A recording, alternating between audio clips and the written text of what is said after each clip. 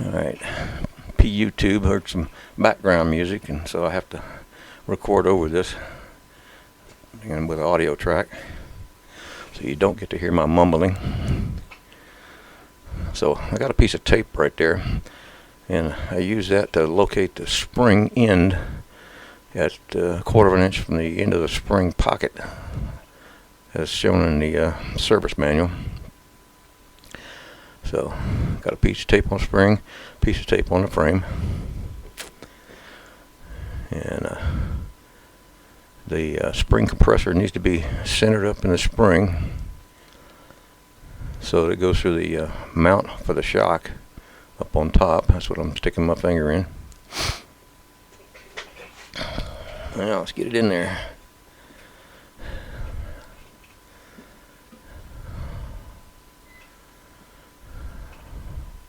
Yeah, I've been working on this front suspension for a couple of months now. This is winding it up.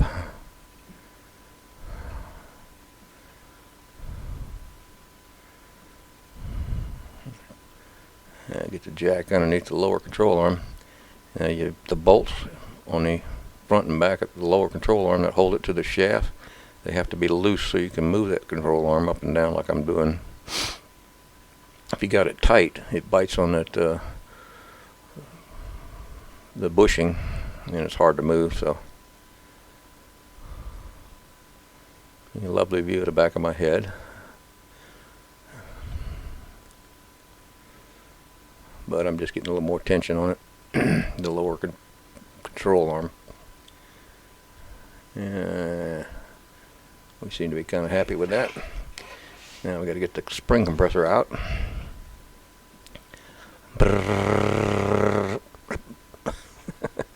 You can't hear it, so I'm making the noise for you. So, just slowly lowering it down, being careful. So I decided to put a little more tension on the jack. Now the jack can't be under the center, otherwise you won't be able to get the spring compressor out. So I put it underneath the sway bar mount. Now we'll get that spring compressor out. There you go. Now that lower part of the spring compressor should have been facing directly forward and aft. It was a little bit in on the front, so it's kind of hung underneath the spring. But hindsight's 20/20. We'll get it out. There we go. Yeah, it's stuck. Give up and get on the easy one. Just kind of spinning it around a little bit, winding it down the spring where I can get a hold of it. Not a whole lot of room to work in there. And I might note too that when I took the old spring out, I did not put a spring compressor on it. I didn't tie it down or nothing. I just kept lowering the jack down until it was no tension on the spring. Not a big deal. I've seen some videos where they tie chains on it and all kind of crazy stuff. So there's the top of the spring compressor. It's stuck back here. I gotta go get a crowbar. Be right back. Here I come. See my feet. Alrighty. Now we figure out how to get that little tension off that spring. That didn't work, but you can't see, so yeah, it's not working. Alright, try something else. Yeah, that ain't working. Try something else. Try pulling on it. No, that ain't working either. That ain't gonna work. Try something else. Okay, that looked like it might work. Wiggle, wiggle, wiggle. There you go. Got that dude out. Alright. Yeah, see it. I'm pointing to where it hung up between the spring and the lower control arm. Alright, let's put the steering knuckle spindle on. I still got my tape lined up, so I'm good there. Oops, forgot to put the grease fitting in. Get that dude in. Point it toward the back. I don't know why. Just seemed like the correct way to point it.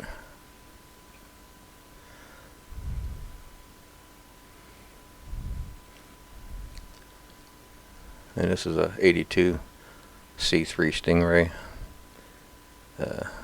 So it only goes 85 miles an hour, right? Right.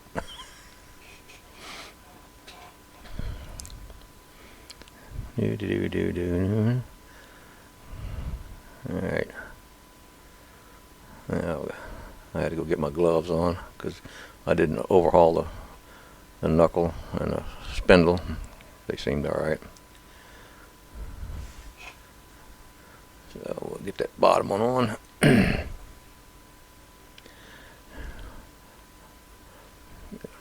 Gotta push it up, compress that rubber a little bit. Look like I'm doing some kind of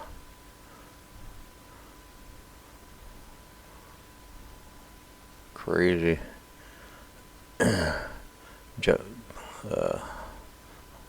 movements there, trying to get it on. And pointing to those two bolts that are on the end of that hold the control arm to the shaft. They have to be loose so you can move that thing. And once you get everything in position, then you tighten, torque those up. Now the upper front bolt, that one's fun because the radiator is shroud is in the way for that one, but it's doable. A little bit more. I need a little bit more. Actually move the body up a smidgen. And then go on, you can do it, you can do it.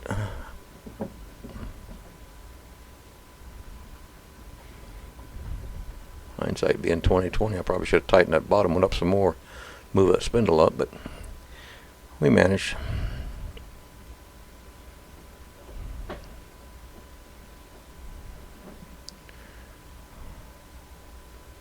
There we go. I saw it go down that time. There we go.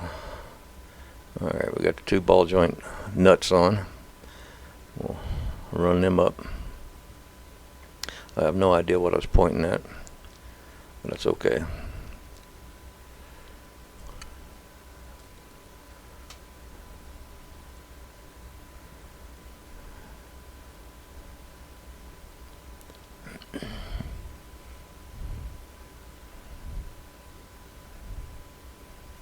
So now I'm just going to hand tighten them up.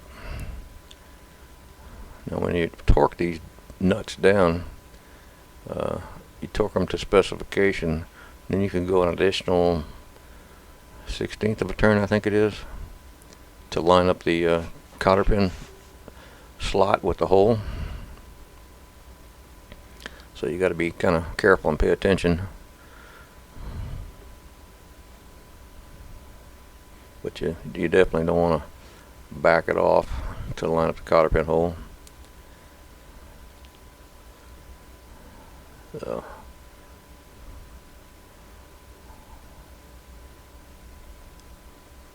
yep, and always use jack stands or dunnage. Push the button, it'll come off. Alright, got the torque wrench set.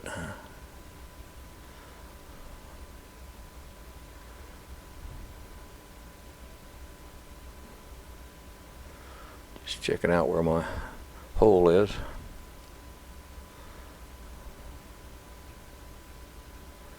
There we get it up to torque. Are we lucky? Not quite.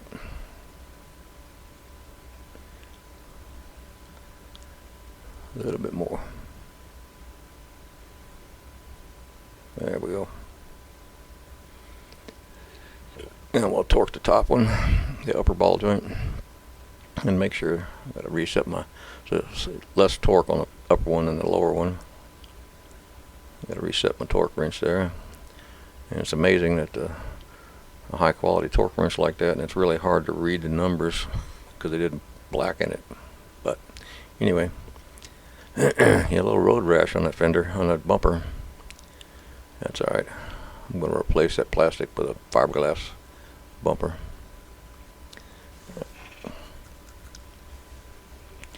And we'll get in here and torque that up. Get our cotter pins in. Take the jack out. And we'll be in good shape.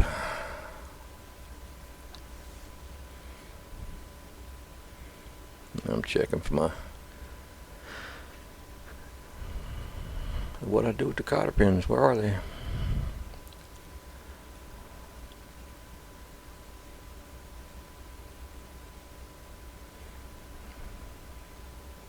Here we go.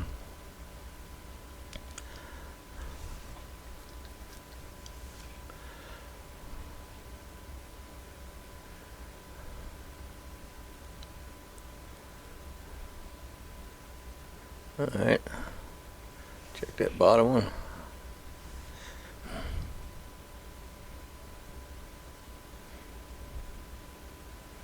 Can't see what I'm doing. I'm making sure the cotter pin goes in cleanly. And it does. Alright.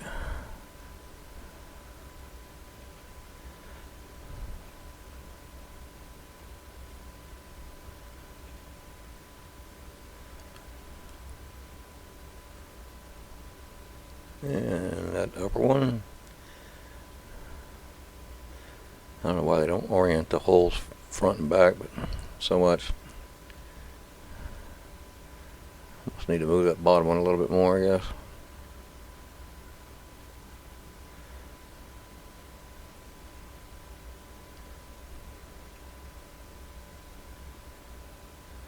I'm still above torque, but I had to back it off a smidge. There we go. Looking good.